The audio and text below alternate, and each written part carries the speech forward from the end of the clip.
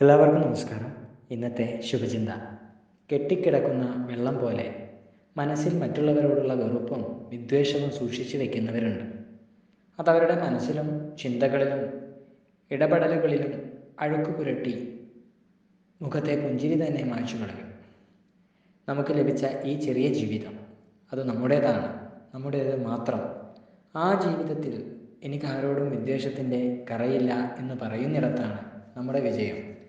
ആരോടെങ്കിലും പകയും വിദ്വേഷവും കൊണ്ടു നടന്നാൽ അത് നമ്മുടെ ചിന്തകളെയും പ്രവൃത്തി മണ്ഡലങ്ങളെയും വല്ലാതെ സ്വാധീനിക്കും.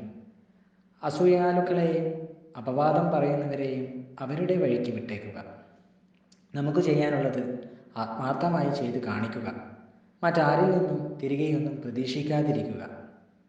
മറ്റുള്ളവരോടുള്ള വിദ്വേഷത്തിനായി നമ്മുടെ വിലപ്പെട്ട സമയം മാറ്റിവെക്കാതെ നല്ലത് മാത്രം ചിന്തിക്കൂ. എല്ലാവർക്കും നന്മകൾ ഉണ്ടാകട്ടെ. എല്ലാവർക്കും ജീവിത വിജയം ഉണ്ടാകട്ടെ. നന്ദി, നമസ്കാരം.